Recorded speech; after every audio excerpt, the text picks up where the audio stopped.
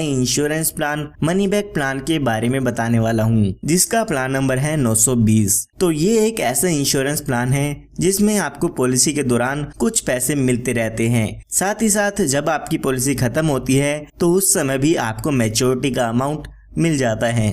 तो आइए सबसे पहले जान लेते हैं कौन कौन इस पॉलिसी को ले सकते हैं। उसके बाद एक एग्जांपल लेके हम समझेंगे कि इस पॉलिसी में आपको कितना प्रीमियम पे करना होगा और कितना अमाउंट इसमें आपको मिल जाता है। इसी के साथ साथ हम डेथ बेनिफिट भी जानेंगे कि अगर पॉलिसी होल्डर की डेथ हो जाती है तो उस केस में नॉमिनी को क्या क्या बेनिफिट मिल जाते हैं। तो सबसे पहले हम बात करते हैं मिनिमम एज की, यानी कि अगर आप ये इंश्योरेंस प्लान लेना चाहते हैं तो कम से कम उम्र आपकी इसमें कितनी होनी चाहिए। तो वो एज यहाँ पे दी गई है 13 साल की, यानी कि अगर आपकी उम्र 13 साल या 13 साल से ज़्यादा की है तो आप इस इंश्योरेंस प्लान को ले सकते हैं। उसके बाद बात आती है मैक्सिमम एज की, यानी कि ज़्यादा से ज़्यादा आपकी उम्र कितनी होनी चाहिए इस इंश्योरेंस प्लान को लेने के लिए। तो वो यहाँ पे उम्र दी गई है 50 साल की, यानी कि अगर आपकी उम्र 13 साल से लेके 50 साल तक की है तो आप इस इंश्योरेंस पॉलिसी को ले सकते हैं। उसके बाद बात आती है पॉलिसी टर्म की, यानी कि जो ये आपका इंश्योरेंस प्लान है वो कितने साल तक चलेगा। तो वो टर्म यहाँ पे दी गई है 20 साल की, यानी कि आपकी जो इंश्योरेंस पॉलिसी चलेगी वो टोटल 20 साल के लिए रहेगी। उसके बाद बात आती है प्रीमियम पेइंग टर्म की, यानी कि इस पॉलिसी में आपको कितने साल पॉलिसी का प्रीमियम पे करना होगा, या हम कह सकते हैं कि आपको कितने साल इस पॉलिसी में किस्त भरनी होगी। तो वो टाइम पीरियड यहाँ पे दिया गया है 15 साल का, यानी कि आपको आपकी पॉलिसी में सिर्फ और सिर्फ 15 साल प्रीमियम पे करना होगा। 5 साल के लिए यहाँ पे आपको छूट मिल जाती है। सिर्फ और सिर्फ 15 साल आपकी पॉलिसी का प्रीमियम आपको इसमें भरना होगा।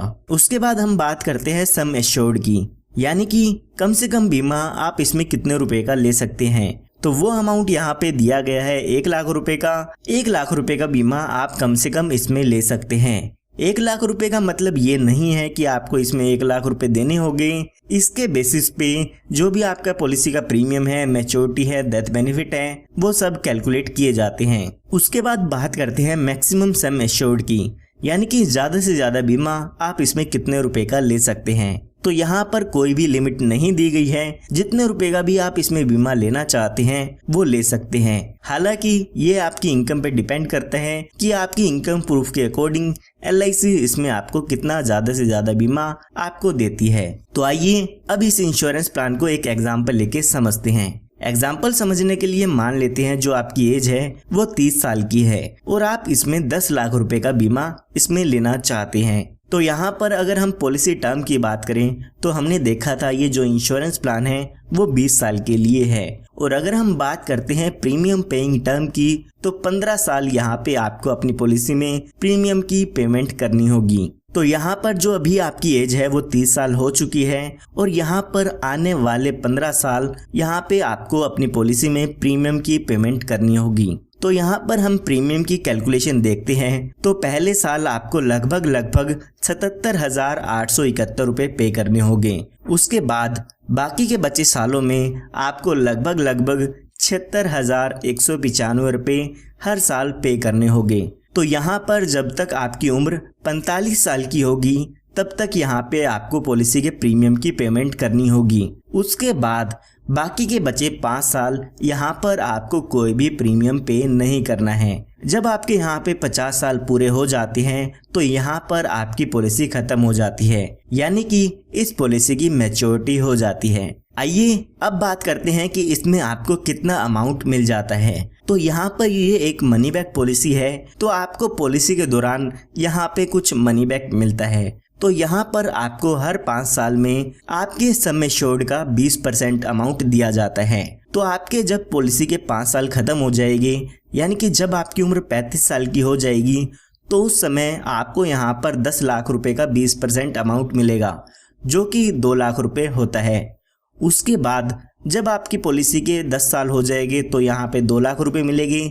इसी तरह से जब आपकी पॉलिसी के 15 साल पूरे हो गए तो यहाँ पे फिर से आपको 2 लाख रुपए मिलते हैं। और जब आपकी पॉलिसी यहाँ पे ख़त्म हो जाएगी, यानी कि जब आपकी पॉलिसी के 20 साल पूरे हो जाएगी, तो उस समय आपकी पॉलिसी की मैच्योरिटी हो जाती है और आपको यहाँ पर लगभग 12,20,000 रुपए का अमाउंट मिल जाता है। उसके बाद जो आपकी पॉलिसी है वो यहाँ पर खत्म हो जाती है। तो यहाँ पर आपको हर 5 साल में मनी बैक मिल जाता है, जो कि आपके सम एश्योर्ड का 20% होता है। तो 2-2 लाख रुपए करके हमें 3 बार इसमें मिल जाते हैं। इसके साथ साथ जब मैच्योरिटी होती है तो उस समय 12,20,000 रुपए के करीब अमाउंट इसमें आपको मिल जाता है, जिसमें 4 लाख रुपए का आपका सम एश्योर्ड होता है। इसके साथ साथ 7,80,000 रुपए का बोनस होता है और 40,000 रुपए का इसमें आपका फाइनल एडिशनल बोनस होता है। तो ये टोटल मिला के 12,20,000 रुपए आपको पॉलिसी की मैच्योरिटी होने पर मिल जाते हैं, यानी कि जब आपके 20 साल पूरे होते हैं तो उस समय मिल जाते हैं। तो अगर हम टोटल रिटर्न की बात करें तो आपको 2-2 लाख रुपए करके 6 लाख रुपए मिल जाते हैं, जो कि पॉलिसी के दौरान आपको मिलते हैं। इसी के साथ साथ मैच्योरिटी होने पर 12,20,000 रुपए भी आपको मिल जाते हैं। तो ये टोटल 18,20,000 रुपए का अमाउंट आपको इसमें मिल जाता है। अगर हम बात करें कि टोटल हमने कितना प्रीमियम पे किया है 15 सालों के दौरान, तो हमने टोटल इसमें 11,44,601 रुपए का अमाउंट इसमें प्रीमियम का पे किया है। तो ये हमने बेनिफिट जब देखे हैं जब पॉलिसी होल्डर के साथ कोई भी दुर्घटना नहीं होती है। आइए अब एक एग्जांपल लेके समझते हैं कि अगर इस पॉलिसी होल्डर की डेथ हो जाती है तो उस केस में क्या क्या बेनिफिट्स मिल जाते हैं। तो अभी जो आपकी उम्र है वो 30 साल की हो गई है। हम एग्जांपल समझने के लिए मान लेते हैं जब पॉलिसी होल्डर की उम्र 37 साल की हो जाती है तो उस समय उसकी डेथ हो जाती है। तो आइए देखते हैं कि उस समय क्या क्या बेनिफिट इनको मिल जाते हैं। तो जब भी पॉलिसी होल्डर की डेथ होती है तो उस समय डेथ बेनिफिट्स मिलते हैं, यानी कि जो भी पॉलिसी होल्डर का नॉमिनी है उसको डेथ का क्लेम मिल जाता है। तो डेथ के समय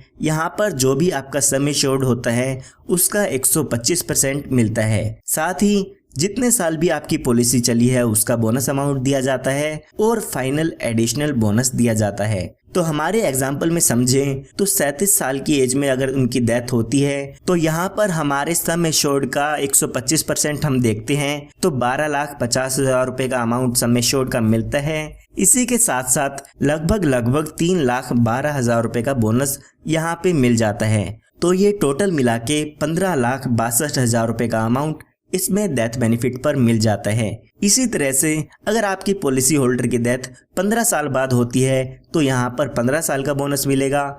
अगर पॉलिसी होल्डर की डेथ 2 साल बाद होती है तो 2 साल का बोनस भी यहाँ पे मिल जाता है। जितने साल बाद भी पॉलिसी होल्डर की डेथ होती है उसके हिसाब से यहाँ पर आपको बोनस मिल जाता है। इसी के साथ साथ जो भी आपका सम एश्योर्ड है उसका 125% यहाँ पे आपके नॉमिनी को मिल जाता है। और उसके बाद आपकी पॉलिसी यहाँ पर खत्म हो जाती है। ना ही यहाँ पे आपको कोई आगे प्रीमियम पे करना होगा और ना ही आपको उसके बाद कोई इसमें पेमेंट मिलेगी। पॉलिसी होल्डर के डेथ होने के बाद पॉलिसी के नॉमिनी को डेथ बेनिफिट मिल जाते हैं और आपका इंश्योरेंस वहाँ पे खत्म हो जाता है। इस पॉलिसी में अगर आप कुछ एडिशनल बेनिफिट लेना चाहते हैं तो वो भी यहाँ पे ले सकते हैं। उसके लिए यहाँ पर आपको कुछ एक्स्ट्रा प्रीमियम देना होता है। तो सबसे पहले यहाँ पर आप अपनी पॉलिसी में टर्म राइडर का बेनिफिट ऐड करा सकते हैं। यहाँ पर अगर पॉलिसी होल्डर की नेचुरल डेथ हो जाती है तो उस केस में जो भी पॉलिसी होल्डर का नॉमिनी है उसको यहाँ पर एडिशनल 10 लाख रुपए मिल जाते हैं।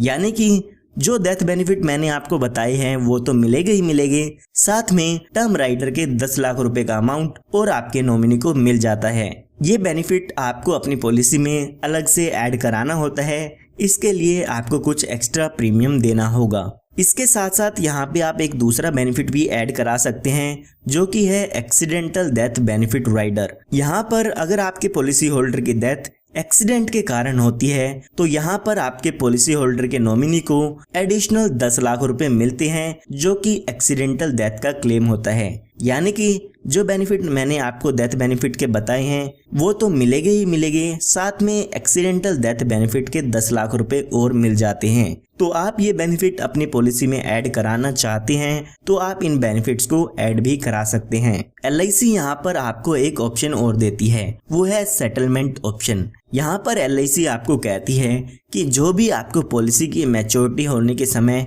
जो भी आपको अमाउंट मिलना है वो आप उसको इंस्टॉलमेंट में ले सकते हैं। यानी कि जो भी आपको पैसा मिलना था 12,20,000 रुपए का उसको आप हमसे किस्त में ले सकते हैं। आप उसको 5, 10 या 15 साल की किस्तों में हमसे ले सकते हैं। उन किस्तों पर LIC आपको इंटरेस्ट भी देती है। अगर आप मैच्योरिटी के बेनिफिट को इंस्टॉलमेंट में लेना चाहते हैं तो पॉलिसी के दौरान आपको बताना होगा कि आप इस पैसे को इंस्टॉलमेंट में लेना चाहते हैं। पॉलिसी की मैच्योरिटी होने के 3 महीने पहले तक आपको इसमें बताना होगा कि आप इस पैसे को इंस्टॉलमेंट में लेना चाहते हैं।